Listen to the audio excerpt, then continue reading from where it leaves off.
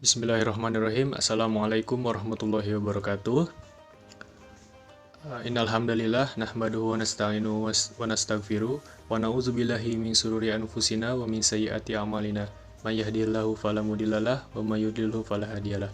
Asyhadu an la ilaha illallah wahdahu la syarikalah wa asyhadu anna Muhammadan abduhu wa rasuluh amma ba'du.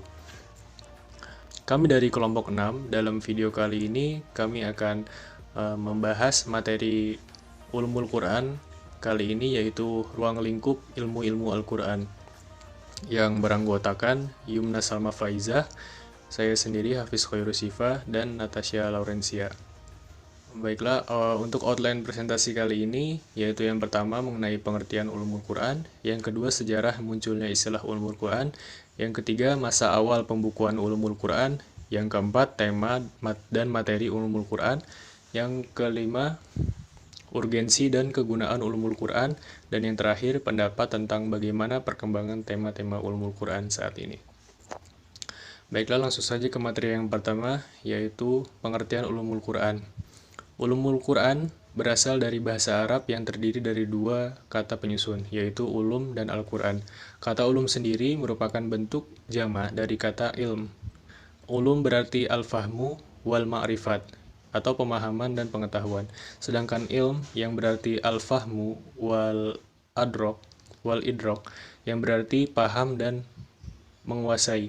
Sebelum melangkah ke pengertian Ulumul Quran, perlu lebih dahulu mengetahui apa hakikat dari Al-Quran itu sendiri. Kata Al-Quran berasal dari bahasa Arab yang merupakan akar dari kata qara'a atau membaca. Pendapat lain bahwa lafal Al-Quran yang berasal dari akar kata qara'a juga memiliki arti al-jamu' atau mengumpulkan dan menghimpun. Jadi lafal Quran dan qiraah memiliki arti menghimpun dan mengumpulkan sebagian huruf-huruf dan kata-kata yang satu dengan yang lainnya. Dari asal bahasa tersebut terdapat definisi tentang Ulumul Quran yang dibagi menjadi dua, yaitu definisi secara etimologi dan definisi secara harfiah. Kata Ulumul Quran secara etimologi berasal dari kata alama, berarti pengkajian, sedangkan Quran berasal dari Al-Quran, yaitu kitab suci atau kitab yang berisi tentang firman-firman Allah Subhanahu wa Ta'ala. Al-Quran menyimpan banyak sekali petunjuk jika kita kaji lebih dalam lagi. Oleh karenanya, seorang yang berusaha memahami isi kandungan Al-Quran merupakan pekerjaan yang mulia. Hal ini telah ditegaskan dalam Al-Quran dalam surah Al-Isra ayat 9 yang berbunyi, A'udzubillahi minasyaitonirrajim, Bismillahirrahmanirrahim. Inna hadzal Qur'ana yahdi lillati hiya aqwamu wa yubashshirul mu'minina alladzina ya'malunas solihati anna lahum ajron kabira. Yang artinya, sungguh Al-Quran ini memberi petunjuk ke jalan yang paling lurus dan memberi kabar gembira kepada orang mukmin yang mengerjakan kebajikan, bahwa mereka akan mendapat pahala yang besar. Quran Surah Al-Isra ayat 9.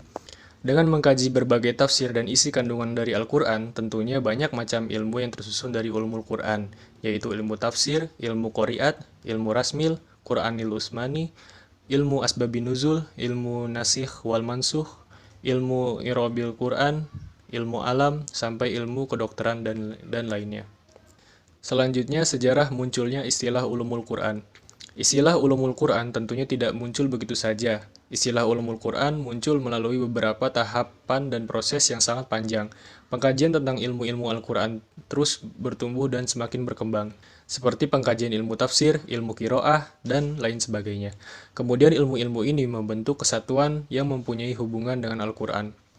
Penulisan Ulumul Quran yang sesungguhnya mulai dilakukan pada abad kedua Hijriah. Pada masa itu, cabang ilmu Al-Quran yang pertama mendapat perhatian para ulama adalah ilmu tafsir. Usaha ini ditandai dengan disusunnya berbagai kitab tafsir oleh para ulama pada masa tersebut.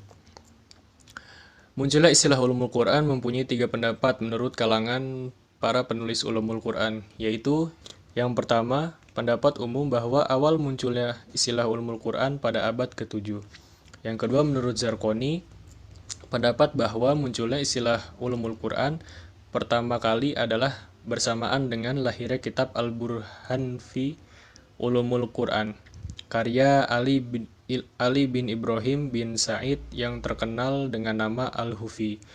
Pada tahun 430 Hijriah atau abad ke-5, Kitab ini terdiri dari 30 jilid, 15 diantaranya sekarang masih disimpan di perpustakaan Kairo.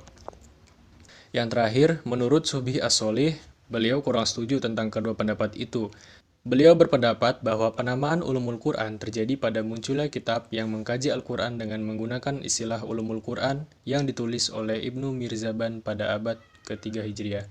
Pendapat ini disetujui oleh banyak kalangan, diantaranya adalah Muhammad Hasbi As-Siddiqi. Dari tiga pendapat tersebutlah munculnya nama ulumul Quran. Nama ulumul Quran didasari oleh pendapat As-Solih yaitu Ibnu Mirzaban menggunakan istilah ulumul Quran yang pertama pada kitabnya yaitu Al-Hawi fi Ulumul Quran. Masa awal pembukuan ulumul Quran. Transformasi dan pembukuan Al-Quran menjadi teks dilakukan pada masa Khalifah Abu Bakar dan selesai dilakukan pada zaman Khalifah Utsman bin Affan. Pada masa pemerintahan Abu Bakar As-Siddiq, terjadi perang Riddah di Yamamah pada tahun ke-12 Hijriah antara kaum muslimin dan kaum murtad, di mana mengakibatkan 70 penghafal Al-Quran gugur dalam perang tersebut. Umar bin Khattab yang pada saat itu menjabat sebagai hakim merasa risau tentang masa depan Al-Quran, kemudian mengusulkan kepada Khalifah Abu Bakar untuk melakukan pengumpulan Al-Quran. Meskipun pada awalnya Abu Bakar merasa ragu karena beliau sendiri belum mendapat wewenang dari Rasulullah SAW, beliau akhirnya menyetujui saran dari Umar bin Khattab. Pada masa pemerintahan Utsman bin Affan, terdapat keragaman dalam cara pembacaan Al-Quran yang disebabkan adanya perluasan wilayah yang dilakukan oleh Umar bin Khattab sebelumnya, sehingga muncul dialek antar suku yang berasal dari daerah-daerah yang berbeda. Hal ini menimbulkan kekhawatiran Utsman sehingga ia mengambil kebijakan untuk membuat mushaf standar dengan cara menyalin mushaf yang dipegang Hafsah dan menulisnya dengan sebuah jenis penulisan yang baku. Standar tersebut kemudian dikenal dengan istilah cara penulisan Rasam Utsmani yang digunakan hingga saat ini. Seluruh mushaf yang berbeda dengan standar yang dihasilkan diperintahkan untuk dimusnahkan atau dibakar pada saat itu.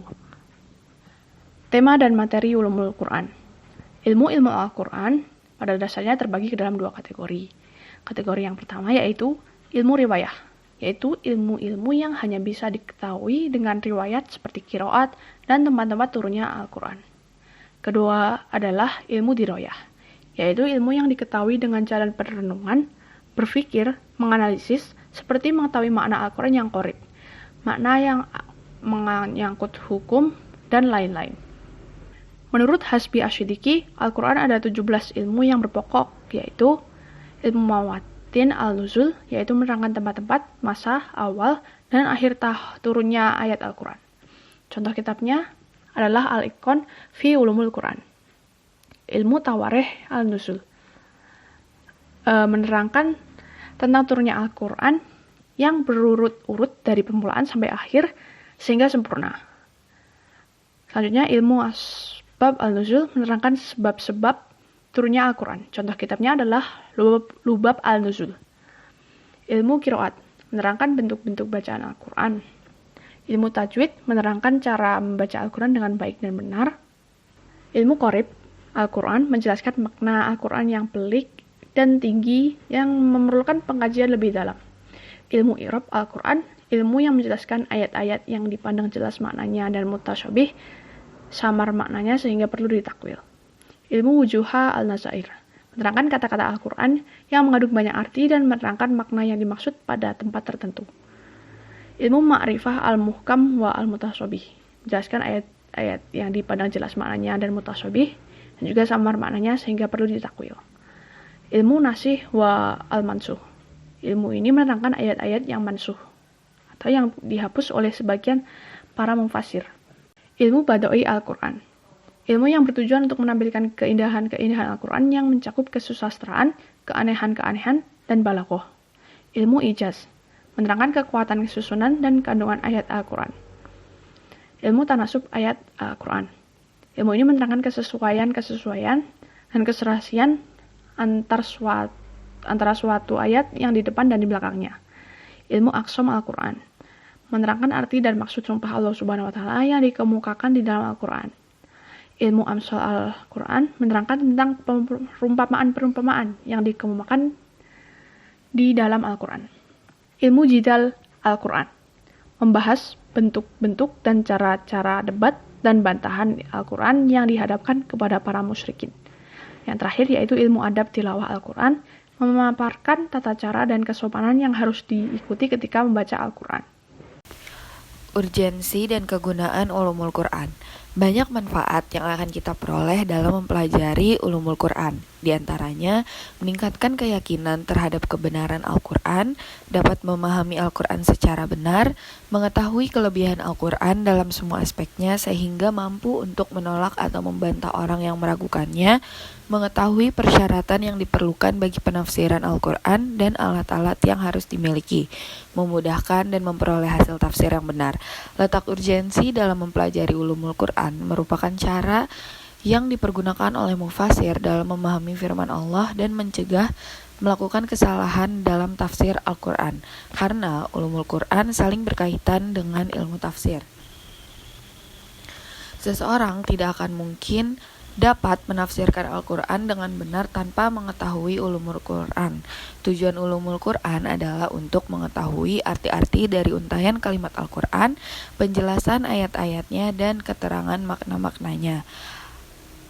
Hal-hal yang samar, mengemukakan hukum-hukumnya, selanjutnya melaksanakan tuntunannya untuk memperoleh kebahagiaan dunia akhirat.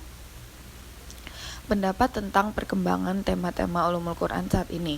Di zaman sekarang dapat dikatakan bahwa penulisan ulumul Quran sedang gencar dilakukan. Bisa kita lihat dengan banyaknya kitab ulumul Quran yang terbit, bahkan di banyak perguruan tinggi Islam, ulumul Quran menjadi salah satu mata kuliah wajib. Hal ini menandakan bahwa kita sebagai umat muslim wajib untuk memperdalam atau mencari tahu tentang Al-Quran itu sendiri agar meningkatkan keyakinan terhadap kebenaran Al-Quran.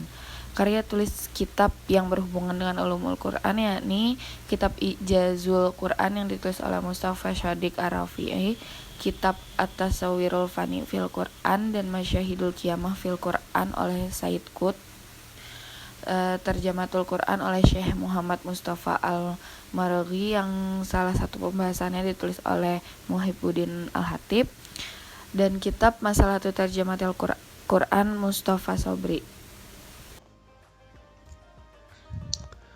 Baiklah, cukup sekian presentasi dari kelompok kami. Kurang lebihnya mohon maaf. Wallahu muwaffiq ila aqwamit thoriq. Wassalamualaikum warahmatullahi wabarakatuh.